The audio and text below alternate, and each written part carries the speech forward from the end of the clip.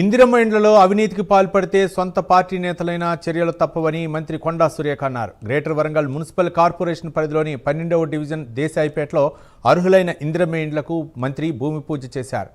మంత్రి నిర్దేశించిన కొలతల్లోనే ఇండ్లు నిర్మించాలని, అర్హులైన వారికి ఇల్లు మంజూరు కావాలంటే మళ్లీ దరఖాస్తు చేసుకోవాలని సూచించారు. అర్హులైన లబ్ధిదారులు ఎవరూ కూడా బ్రోకర్లను ఆశ్రయించవద్దని, నేరుగా సంబంధిత అధికారులను సంప్రదించాలని మంత్రి కొండా సురేఖ తెలిపారు.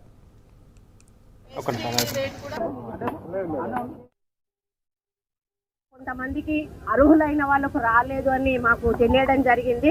మరి ఆ అర్హులైన వాళ్ళ లిస్టు కూడా ఎంఆర్ఓ గారికి ఇవ్వడం జరిగింది. ఇంకా ఎవరైనా ఉంటే కూడా ఆ లిస్టు కూడా ఇస్తే క్రాస్ వెరిఫికేషన్ చేసుకొని కలెక్టర్ గారికి వాళ్ళు ఫార్వర్డ్ చేయడం జరుగుతుంది.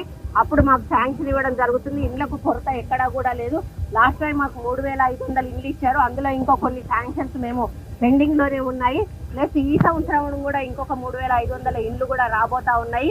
ఇంకా ముఖ్యంగా ఏంటంటే ముఖ్యమంత్రి గారు ఇసుక చాలా ఫ్రీగా మరి ఇవ్వమని ఇందిరమ్మ హౌస్లకు చెప్పారు.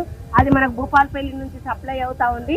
అదే విధంగా వీళ్ళు తెలియక కొంత అమౌంట్ ఎక్కువ ఖర్చు పెట్టి ఆ కంకర కానీ అట్లాంటివి స్టీల్ కానీ కొంచెం థిక్ స్టీల్ పెట్టడము అట్లా చేయడం వలన వీళ్ళ ఎస్టిమేషన్ కూడా దాటిపోయే ఛాన్సెస్ ఉన్నాయి. అవి కూడా పోకుండా ఉండాలనే అవగాహన కూడా కల్పించడం జరిగింది. అది కూడా అర్థం చేసుకొని మాకు సహకరించాలని, అదేవిధంగా లీడర్లు కూడా మాకు సహకరించాలని, కొంతమంది మధ్యవర్తులు కొంతమంది డబ్బులు వసూలు చేస్తున్నారు అనేది కూడా మాకు నోటీస్లోకి వచ్చినప్పుడు వాళ్ళకు కూడా సీరియస్గా వార్నింగ్ ఇచ్చాము.